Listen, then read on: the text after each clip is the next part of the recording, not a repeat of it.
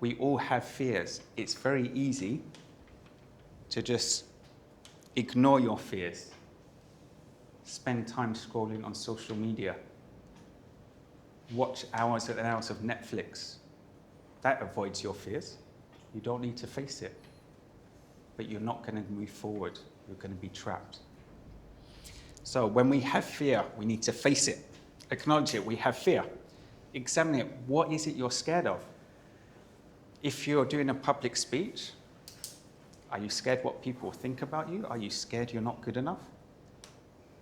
Once you've got that, thank fear. It's giving you a signal. It's giving you a message, telling you something. Listen to it, and then take action.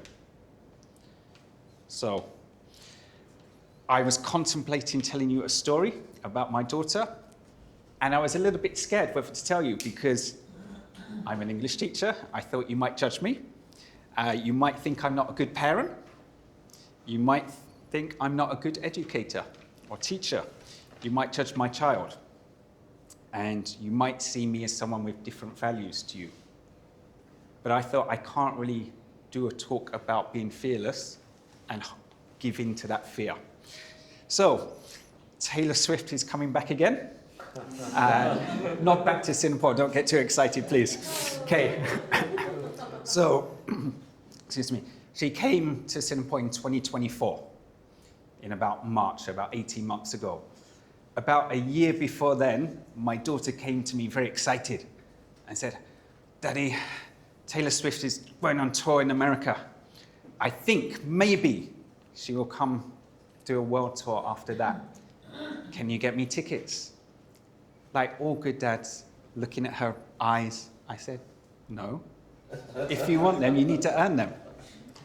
And she did. She went out, she got a part-time job at the weekends, and she earned the money to pay for her tickets. So luckily, about 6-7 months later, when the tickets were released, she had enough money. Did anybody go to the Taylor Swift concert or try and get tickets? So you will remember, it was a nightmare. They had the pre-sale. So there's about 7 of us all put in our email addresses to try and get that special code. We got one code back. We spent hours on the internet just looking at the man walking very, very, very slowly across the screen. But at the end of the day, my daughter was in tears. We had no tickets. A couple of days later, tickets went on general sale at the post office.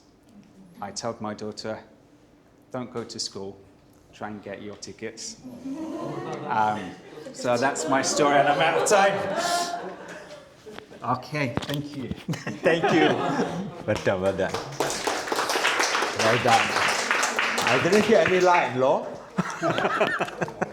Okay, thank you. Thank you, David. And our last fifth speaker for the day is Nicole. And Nicole,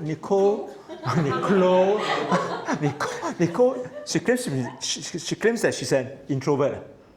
Very. HR professional who come to Toastmasters Club to learn how to speak a lot because she says she speaks very softly.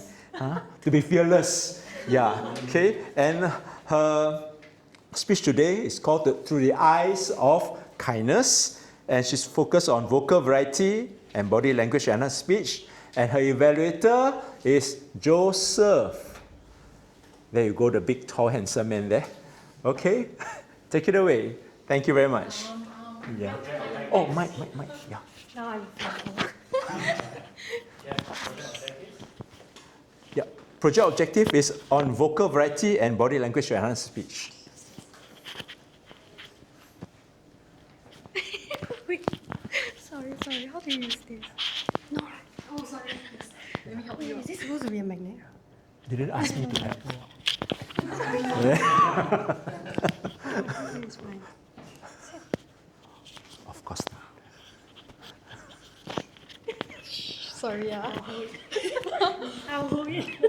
Yeah. 2 minutes out of 7 minutes gone. I really can't also. Okay. Got it. Okay. Okay. Have you ever noticed how the way you speak to yourself shapes the way you see the world? For a long time, I felt like there was no hope. I thought being tough on myself would make me smaller. Make me stronger. But instead, it made me smaller. I thought it would build resilience. Instead, it built resentment.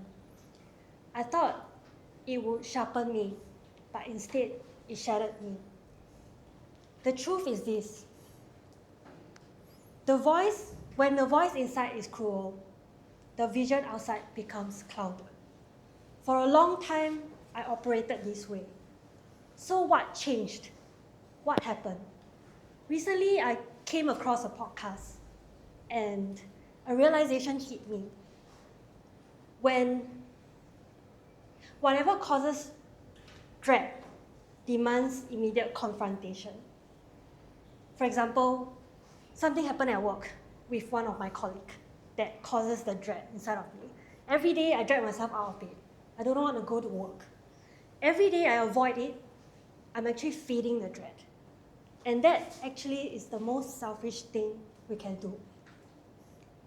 Because by putting things off, we do not address the dread.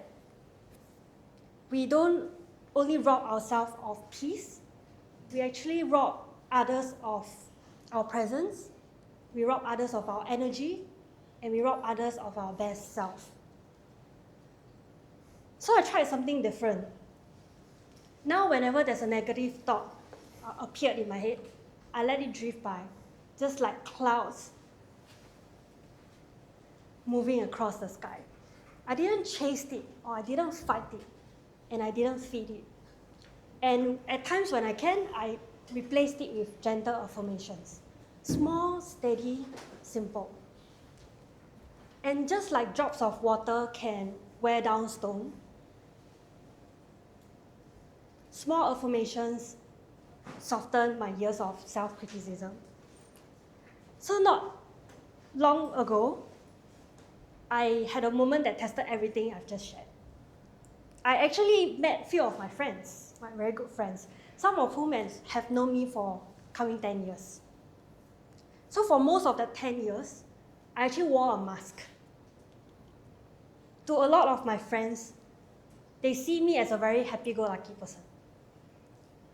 And that's because of the mask I wore. I keep things light. I keep things safe. But deep down, I was carrying struggles that I didn't dare to share for many years. So I finally decided to give a try, to open up, to be vulnerable, to share with them parts of me that I've never shared before. And before I shared, I told myself, well, maybe that's it. After this, we are no longer friends. But I still decided to go for it. I still decided to be authentic, give a try. And make a guess what happened. Anybody want to guess? They rejected you. They said, I don't want to be friends anymore. Yeah, that's what I thought. That was the voice in my head for many years. But surprisingly, it's the total opposite. They stayed. They listened to me. They embraced me as I cried. And at that moment, I realized when you're willing to be vulnerable, you actually open the doors for people to be kind to yourself. Right? If you're hypercritical of yourself, you'll be hypercritical of others. If you judge yourself harshly, you will judge others harshly as well. If you refuse a self-compassion, of course you will refuse compassion to others in the world as well. So here's the truth that I learned. Everybody has a problem. Everybody has their own path. But everybody deserves to be heard. So I'll leave you with this. Confront what fills you with dread. Because avoidance shrinks your world, but courage will expand it. Speak to yourself with kindness, because the voice inside of you shapes the vision outside. Choose compassion for others, because behind every reaction is a story you may never know, they may never speak of. So this week, one act of kindness for yourself. and one act of kindness for someone around you. Because kindness is not a weakness, it is a strength. Kindness is not passive, it is extremely powerful. And kindness is not a small gesture, it is a way of living that can change everything. Thank you. Right, thank you very much. So, as our process of program, 5 speakers done. Right, and do remember the speakers because later we got to vote for the best speaker. Okay, but get the voting done.